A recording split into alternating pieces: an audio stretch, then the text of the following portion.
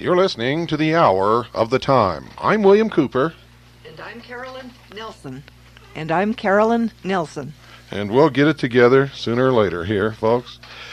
Well, we were supposed to have a medal report from Gene Miller, but he hasn't called, so we're going to go right into the program, and I guess he'll have to do it on this hour tomorrow night. Right off the bat, I want to read a letter here from a listener named John, who sent the reply from the office of Arlen Specter, United States Senator for Pennsylvania. Dear Mr. John, thank you for contacting my office regarding your request for Public Law 87-297. In an effort to be as helpful as possible, I have contacted the Senate document room, who informs me that Public Law 87-297 is currently out of stock with no authority to reprint. Again, thank you for contacting me. Please let me know if I can be of further assistance on this or any other matter of concern. Sincerely, Arlen Specter.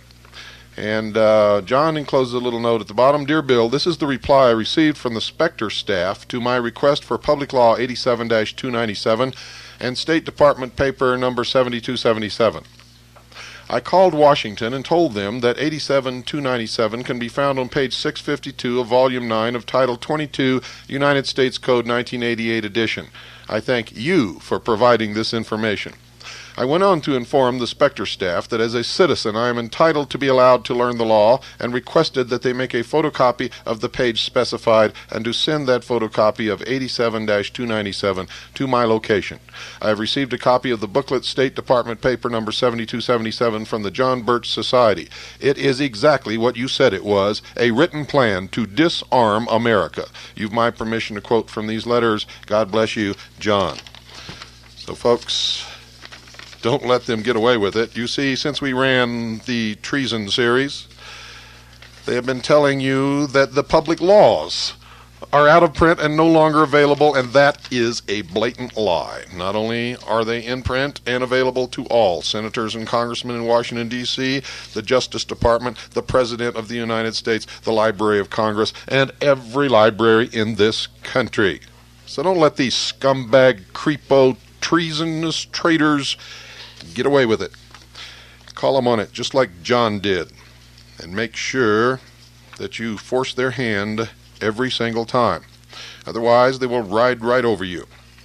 In the earlier hour of the Time, we began a new series on the Rosicrucian College, and I quoted verbatim from a book entitled The Rosicrucian College, edited by R. Swinburne Clymer, copyrighted 1917. A resume of the teachings and proceedings of the Rosicrucian College during its session held in the month of October 1916 on the 400th anniversary of the founding of the order. The Imperialistic Council and Venerable Order of the Magi, its instructions in the official degree, Priests of Melchizedek, the Knights of Chivalry, and Order of the Holy Grail. So, folks, if you missed that hour, make sure that you order the tape. For non-CAGI members, tapes are $8 post-paid. For CAGI members, they're $6 post-paid. You may order tapes by sending your money to William Cooper, P.O. Box 1420, Sholo, spelled S-H-O-W-L-O-W, Arizona 85901. That's P.O. Box 1420, Sholo, Arizona 85901. In the beginning of this book, it described the initiation in the Grove of Osiris and many other things, ladies and gentlemen, that you need to know. The ancient degrees of Osiris were conferred upon the delegates during that period of time in 1916, and I put out some hints for you people to be examining the Greitz spike training tape, that there was some symbolism there. Some of you did. Most of you, as usual, stayed on your butts and didn't do anything. Many of you have been sucked in by Mr. Trojan Horse himself, Lieutenant Colonel James Bobo Gritz. If you look real closely at his spike training literature and his spike training video, you will see that spike is spelled S-P obelisk K-E. S-P obelisk K-E. Now, for those of you who don't know what that means, S-P, penis of Osiris, K-E. He's playing you for a fool. And again, just like all the others, he is laughing at you. A day and a half spike training, and he teaches you how to fight with a double-edged blade and tells you that you are now a member of Delta Force. Let me read to you from a dictionary of Freemasonry exactly what Delta means. And during a later program, ladies and gentlemen, we will play a tape, a briefing tape for high-ranking officers in the United States Army on the 1st Earth Battalion, which describes, again, what Task Force Delta is really all about. Delta, the name of the 4th letter of the Greek alphabet. In form, it is a triangle and was considered by the ancient Egyptians a symbol of fire, and also of God. In the Scottish and French systems, and also that of the Knights Templar, the triangle or delta is a symbol of the unspeakable name. And we go back a little further, ladies and gentlemen. INRI, Jesus, Nazarenus Rex Udiorum, Jesus of Nazareth, King of the Jews, the inscription which was placed upon the cross of the Savior. In the Philosophical Lodge, they represent fire, salt, sulfur, and mercury. In the system of the Rosicrucians, they had a similar use. Igne natura renovatur integra, meaning literally, by fire, nature is perfectly renewed. This idea is also found in the degree of Knights Adepts of the Eagle or of the Sun. Remember, fire is connected to Delta. Remember that they burn their enemies to purify the soul so that the enemies will not come back after them. Don't go away. You, my dear sheeple, have an awful lot to learn. Governments are controlled and operated by a few, not with the thought of producing the most good for the greatest number of people, but to obtain power and riches for the few at the expense of the many. The few are waiting in streams of gold, while the many are growing under hard burdens.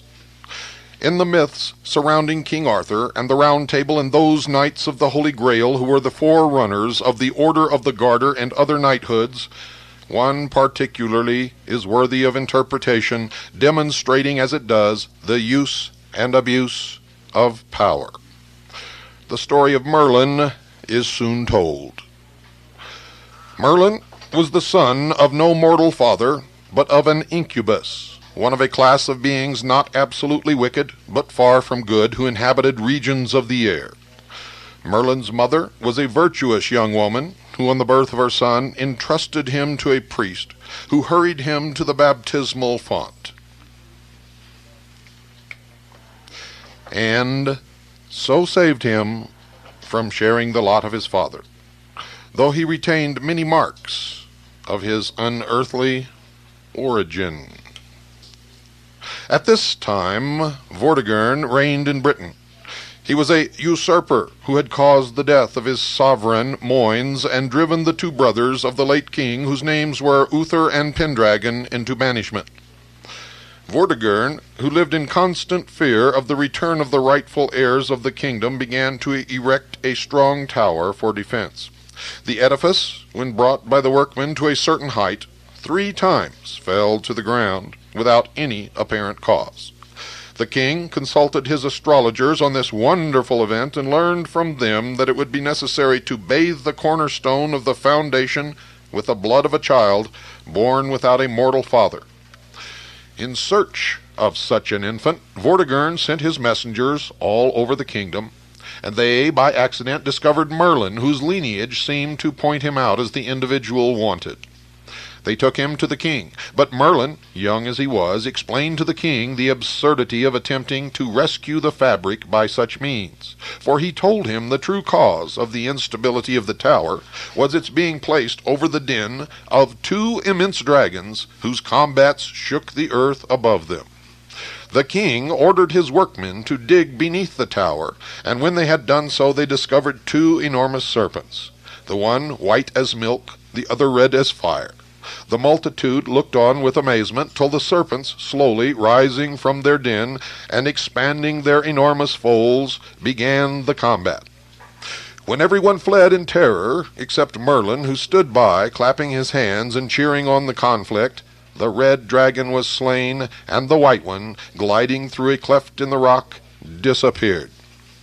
These animals typified, as Merlin afterwards explained, the invasion of Uther and Pendragon, the rightful princes, who soon after landed with a great army. Vortigern was defeated, and afterwards burned alive in the castle he had taken such pains to construct. On the death of Vortigern, Pendragon ascended the throne. Merlin became his chief adviser, and often assisted the king by his magical arts. Merlin, who knew the range of all their arts, had built the king his havens, ships, and halls. Vivian. Merlin continued to be a favorite counselor through the reigns of Pendragon, Uther, and Arthur, and at last disappeared from view and was no more found among men through the treachery of his mistress, Vivian the fairy, which happened in this wise. Merlin, having become enamored of the fair Vivian, the Lady of the Lake, was weak enough to impart to her various important secrets of his art, being impelled by fatal destiny, of which he was at the same time fully aware. The lady, however, was not content with his devotion, unbounded as it seems to have been, but cast about. The romance tells us how she might detain him for evermore, and one day addressed him in these terms: "Sir, I would that we should make a fair place, and a suitable, so contrived by art and by cunning, that it might never be undone, and that you and I should be there in joy and solace." "My lady," said Merlin, "I will do all this." "Sir," said she, "I would not have you do it, but you shall teach me, and I will do it, and then it will be more to my mind." "I grant you this," said Merlin. Then he began to devise, and the damsel put it all in writing. And when he had devised the whole, then had the damsel full great joy, and showed him greater semblance of love than she had ever before made, and they sojourned together a long, long while. At length it fell out that as they were going one day hand in hand through the forest of Broceliande, they found a bush of white thorn which was laden with flowers, and they seated themselves under the shade of this white thorn upon the green grass, and Merlin laid his head upon the damsel's lap and fell asleep.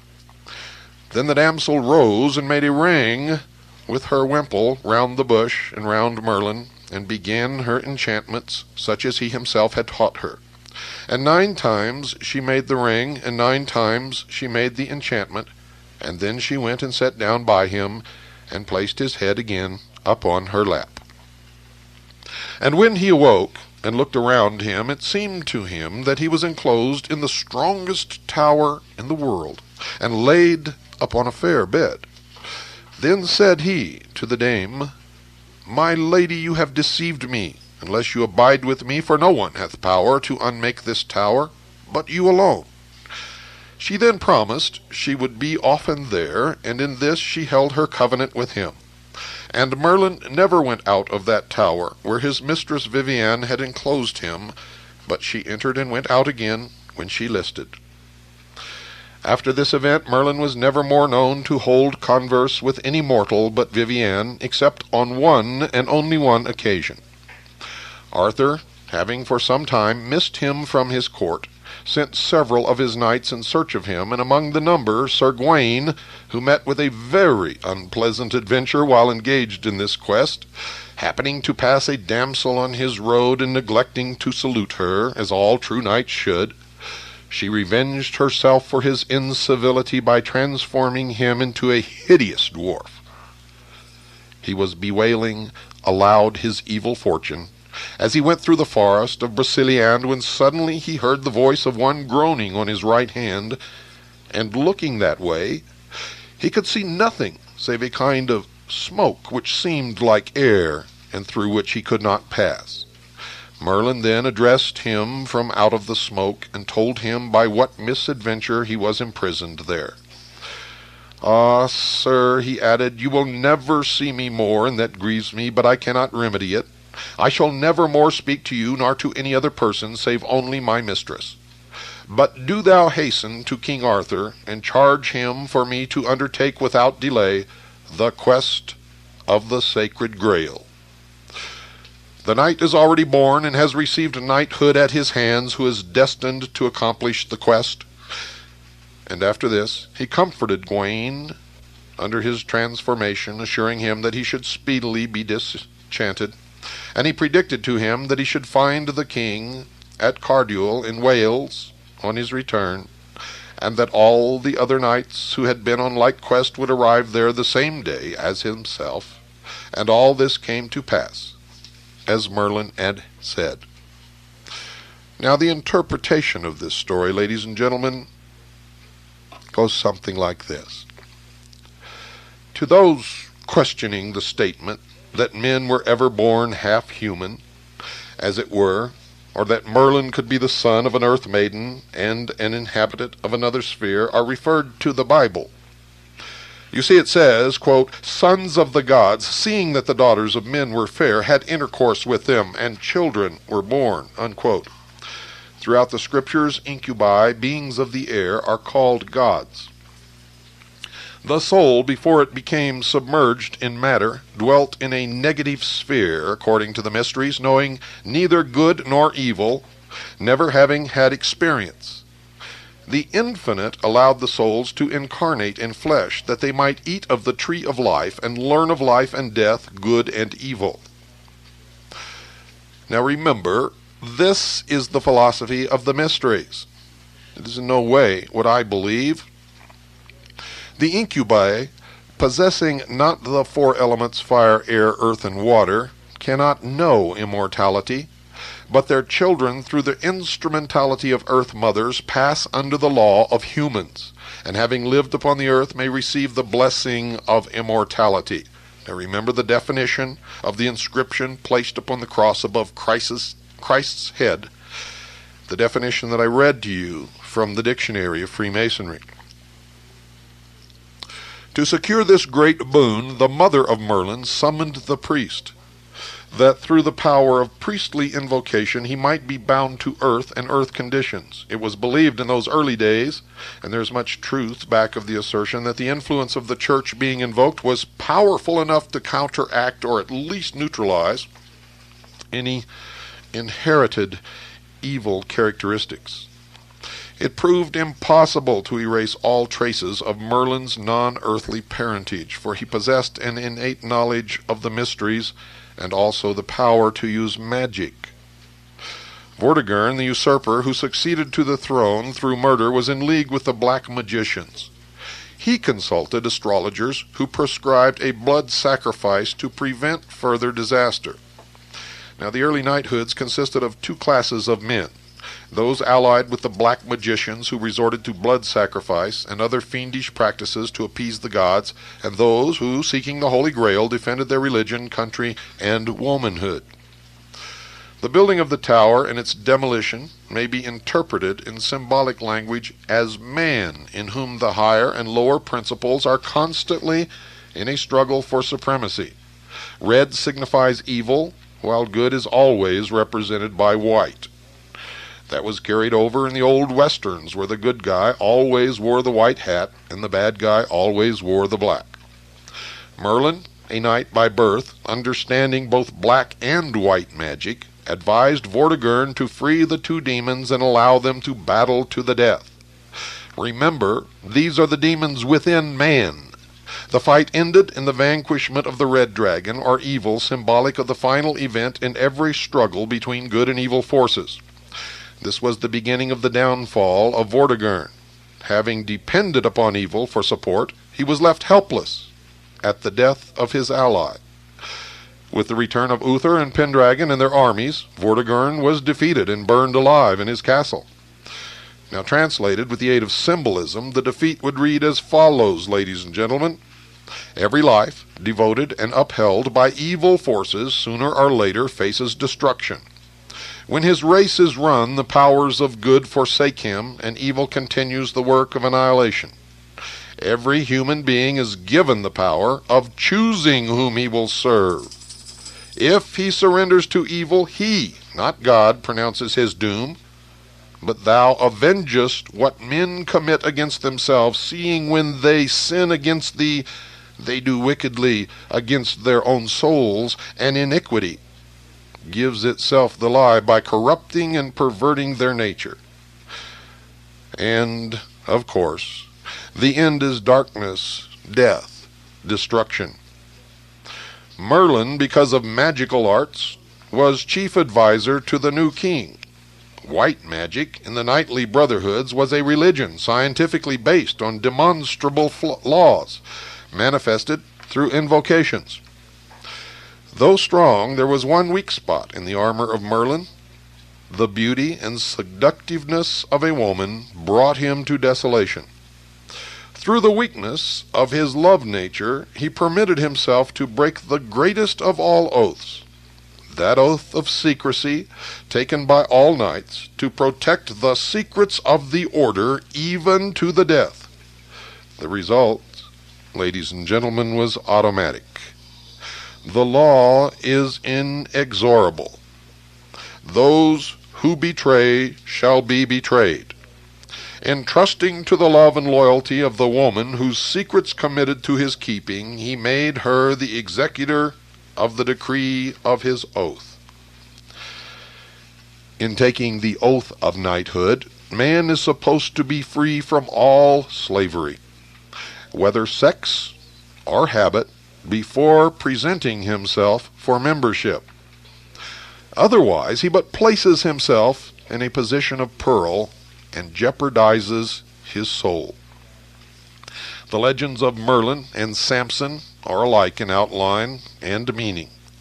Both became slaves of women, casting aside honor, truth, and loyalty, the foundation stones of the power of the knight of the order or the master of the mysteries. The pitiful picture of Merlin in his last speech to any man is significant. You see, imprisoned in the tower of his disloyalty, he yet remembers the quest of knighthood, and he sends word to King Arthur, charging him to seek the Holy Grail, and that the knight destined to find it has already been born. The legends of Eros and Psyche, which we explored in the earlier episode of The Hour of the Time, and this legend of Merlin illustrate the most important lessons in the career of a knight. In the first, the effects of doubt, fear, and disobedience are brought to mind. The second charges him to conserve his strength and forces, to preserve an independence of all slavish habits, to protect and defend his oath, to hold in remembrance the sacredness of the mission of the search for the Holy Grail. And remember, in the earlier hour, ladies and gentlemen, we learned that to the mysteries, the Holy Grail represents the soul. The soul. That's right, ladies and gentlemen.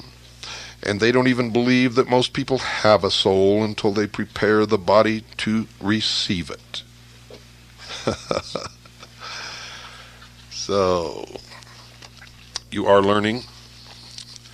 You are learning much faster than you ever could on your own. Skipping ahead, in this respect, the pyramid is a perfect symbol of man when he has reached the state called illumination of soul, or soul consciousness, or in other words, has found the center or located the all-seeing eye. Skipping ahead again, may we look to Masonry in completing the great work, or will it continue to be purely materialistic? Let this be the mission of Masonry, to perfect the work for which its outer symbology stands. Shall it be so? This is an admission that they are purely materialistic at this point and have been throughout their history. While this is truly a Masonic work, the work for which the Mason has made a good foundation when he has completed his 3 degrees, yet it is also a work for every man, and especially a work for those who have taken up, or who have opportunity and inclination to take up, the special training offered freely today by the representatives of the ancient schools through the Illuminati, Sons of Osiris, Magi, and other fraternities. Skipping ahead again, several pages. The fire philosophy is the basis of all religious mysteries and all the secret philosophies of the universe. It is also the underlying principle on which all secret occult brotherhoods are founded. It was taught in the ancient mysteries, and although the knowledge of it has long been lost to the world, it has always been preserved in the occult fraternities. The aim of all true initiation, no matter what the name of the fraternity may be, is to know the nature of the secret fire that regenerates the world and which renders him who comes into its possession immortal.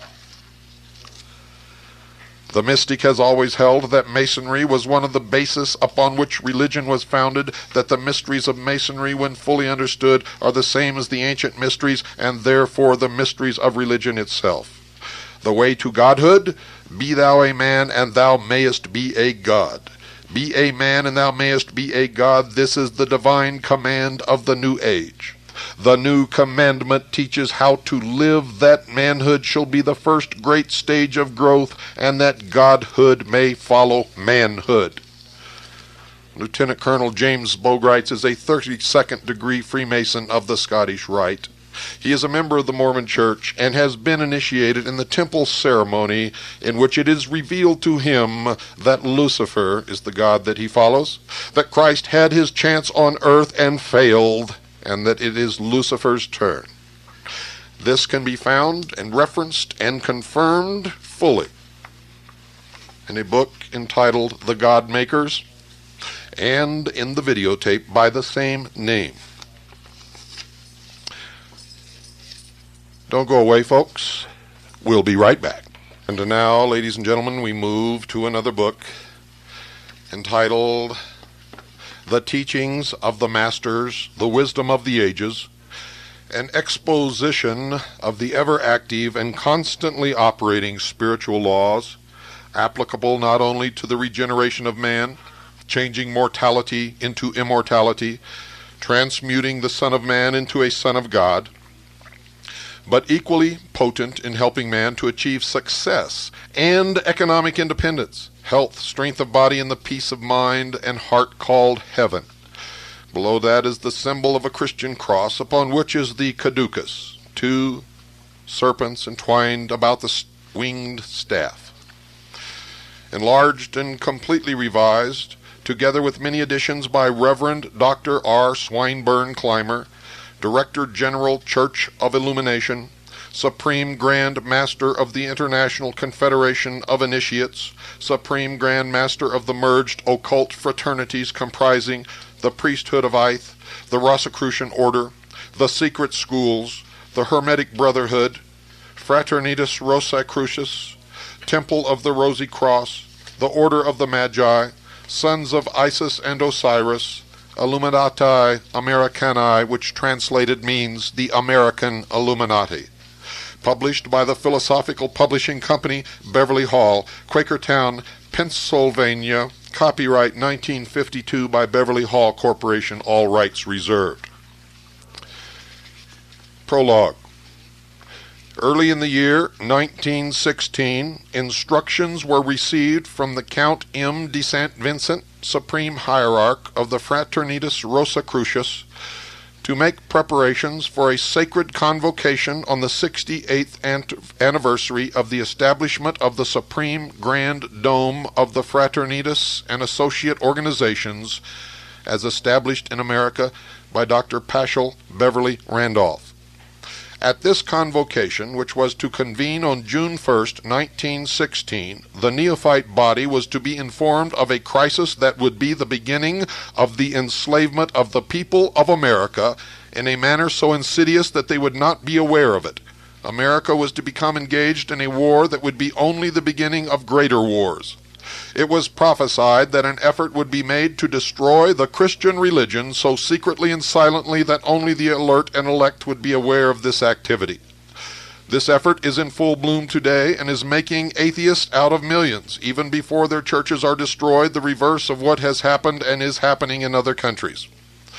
At this convocation, we were instructed to hold daily lectures on subjects vitally important to all, in fact, to all the world, and more especially so to neophytes of the August Fraternity. These instructions were to be after the manner of Plato and the Round Table of King Arthur. In addition, we were to prepare for the exemplification of the entire ritual of the fraternity, Sons of Osiris, up to and including the royal purple degree, the ultimate of ancient ritualistic initiation, symbolizing the neophyte's travels and efforts, beginning with the first step and including the final step, which is the second or spiritual birth. So, ladies and gentlemen, you are now beginning to learn some things that you thought was absolutely impossible, and I've told you on many episodes of The Hour of the Time that none of this is hidden. Anyone can find it.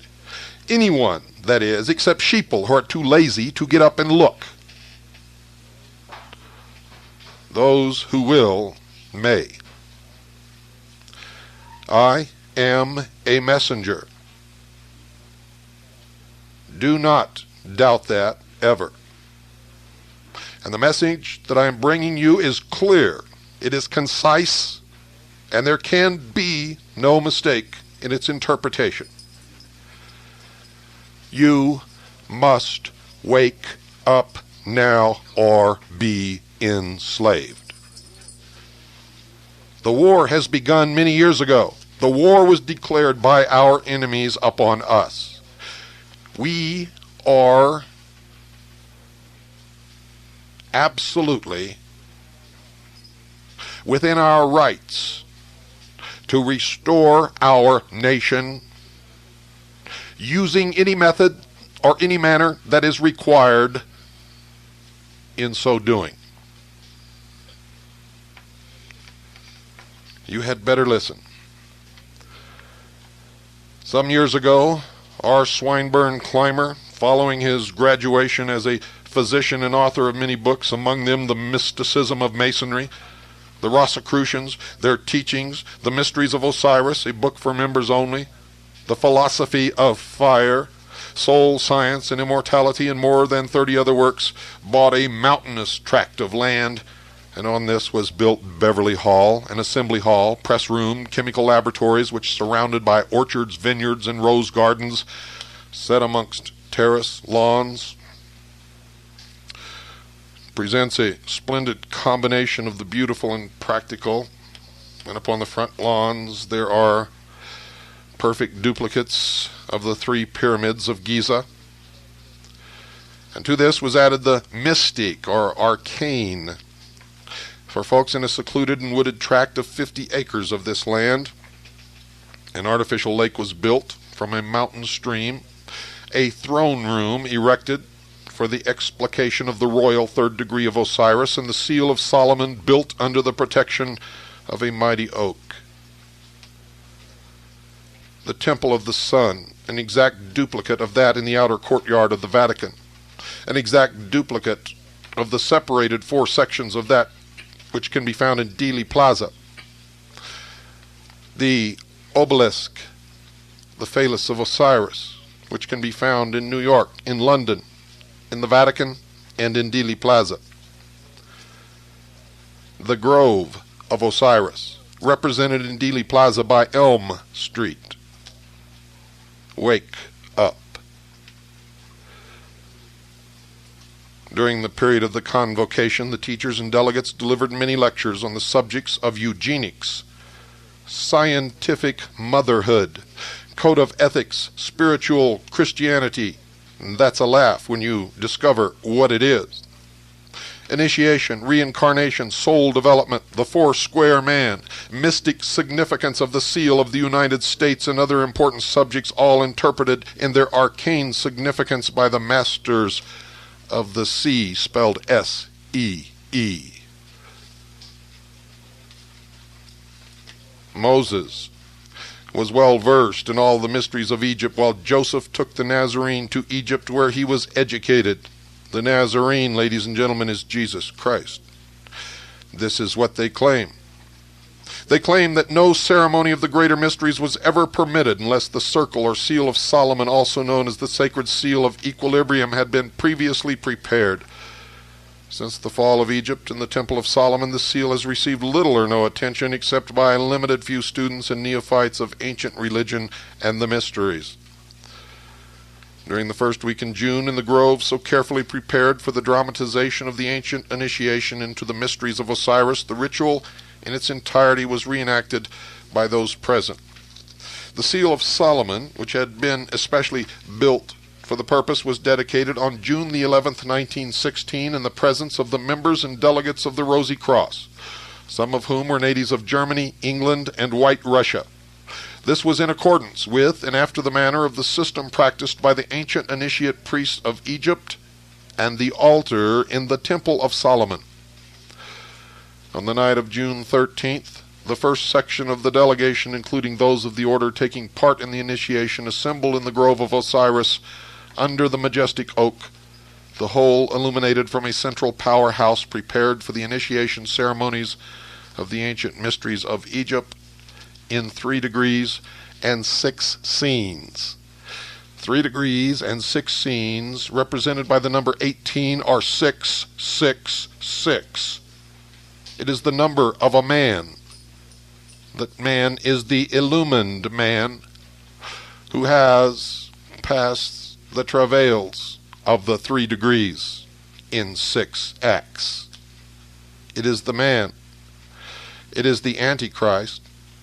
It is the rulers of the new world order.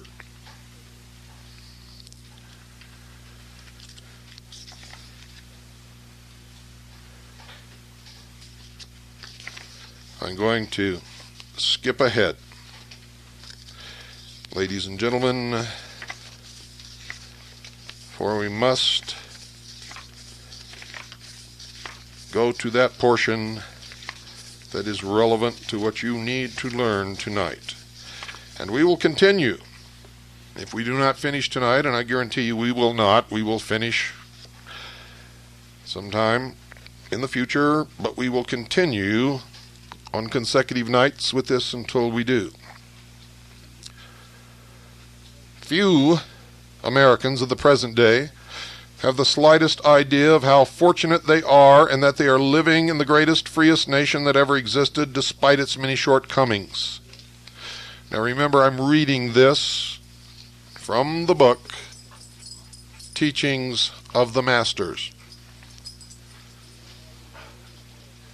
Neither are they aware that America, the land overshadowed with wings, is at the crossroads, one leading to greater freedom, both individual and universal, and the other to the most abject and degrading serfdom, as a result of failing to accept the full responsibility for the management of their personal and governmental affairs, so that these may harmonize with the ancient prophecies.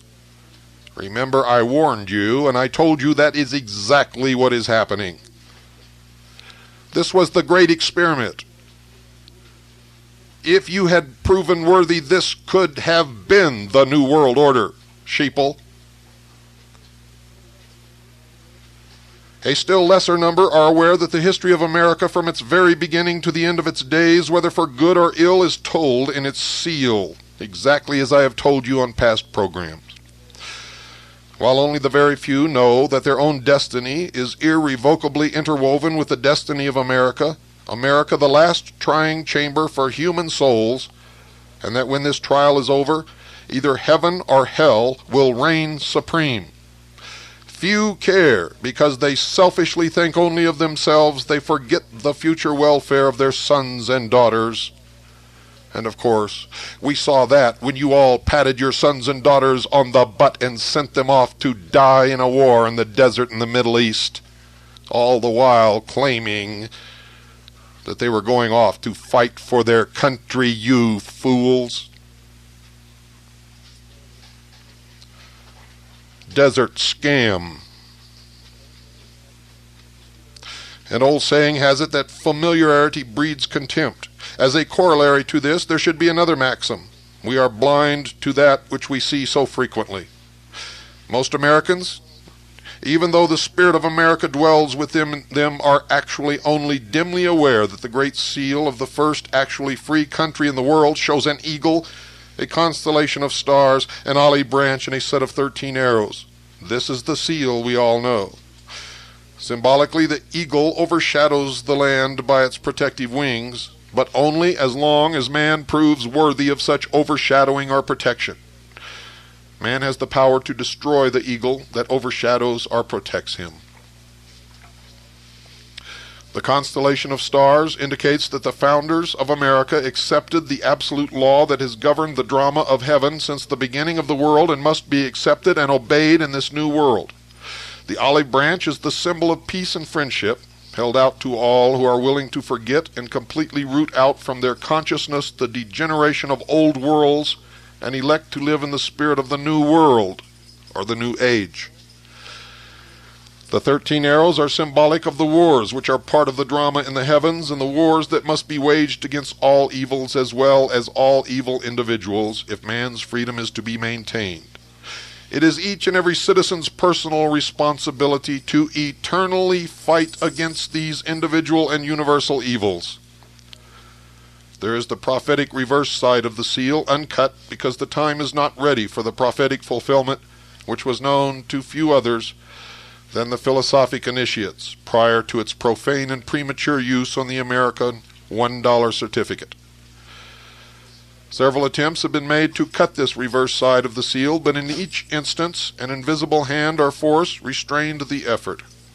At the time of the Chicago World's Fair, this reverse side was ordered cut together with the familiar obverse side as an object of display, but those in charge, wholly ignorant of its meaning, and also ignorant of the spirit of true America, questioned, what a peculiar design. Why are we given this inartistic design? And this white stone, symbolic of the nation's destiny, as of the nation's true souls, was once again rejected. The soul of America is betrayed and is in travail. Foreign, inimical hordes are given almost unrestrained access into the country without a thought as to whether or not they are ready to throw off the gross, degrading, destructive evils of the old world and invest themselves with the spirit of the new, with a wholehearted willingness to obey America's fundamental laws. Nor is that all. They are given high places, usurping the rights and privileges of those more capable born Americans wholly imbued with the true American spirit.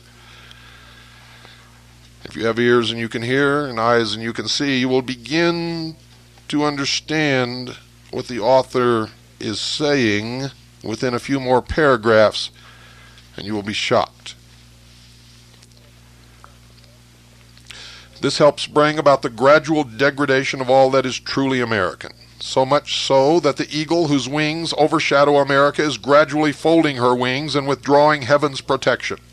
The time has come when a full knowledge of the twofold seal and all it stands for shall be made known to the people, so they may accept and be protected or saved, or ignore and be damned, and swept into the sea of oblivion, as have been other nations before America, because they permitted foreign invasion and the adoption of destructive ideas to take the place of the constructive ideas which had made them great. America must awaken.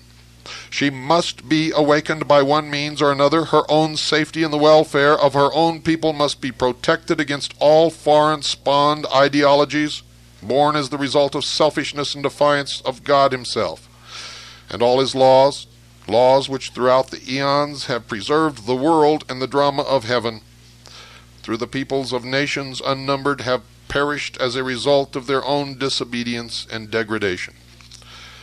America, its people, individually and collectively, must become valiant, and now henceforth stand before the world as exemplars. They must be leaders and promulgators of a new and equitable system of ethics, religious inculcations based on sound material and spiritual truths, and a citizenship that is honorable and noble, a justice and generosity to other nations that is unquestioned, but without the weakness of cowardly compromise, lacking all honor and fairness to her own people, and emphasize the possibility of brotherhood based on individual, personal freedom, and obedience to laws that apply universally. Now, to digress, but vital to our thesis, late in the afternoon of July 14th, 1776, the New Continental Congress resolved that Dr. Franklin, Mr. J. Adams, and Mr. Jefferson be a committee to prepare a device for a seal of the United States of America, all of these men members of the mystery religion. The committee was identical with the one that had drawn up the Declaration of Independence, except for the omission of Robert Livingston and Roger Sherman. The Declaration itself had been signed about 2 o'clock in the afternoon, and Congress desired to at once complete the evidence of the independence of the United States and of its people by formally adopting an official sign of sovereignty and national coat of arms. The coat of arms of England, the mother country, illustrated the union of Judah's lion with the unicorn of lost Israel. In accordance with the science governing heraldry, the young republic, born out of the throes of religious persecution, more than as a result of the sufferings of unjust taxation, was through, finished with thrones and crowns. It was ready to blaze a new path under the shadow of the eagle's wings through the forest of the New World in the cause of liberty, which should express her descent from the spirit of the Christian peoples of all nations and open a door for all who sought help and shelter upon her shores. She rejected British Israelism. She rejected the Lion of Judah. In the early colonial days, a knowledge of heraldry was considered an important part of education, just as throughout the ages it was necessary to have an understanding of symbolism, which indicated a knowledge of the governing law of the universe and the drama of the ages and their effect on humanity, individuality, and collectively. It was through William Barton, son of the rector of St. James Episcopal Church of Philadelphia, learned in heraldry, and Baron Prestwich of England, that the designs expressive of America's destiny were developed and drawn. First, you must understand that the lion represents the tribe of Judah. Judah was not a part of the state of Israel. That is a historical fact, ladies and gentlemen. Israel was separate from the tribe of Judah and Benjamin. Our forefathers knew this. The British apparently do not, and neither, apparently, do identity Christians.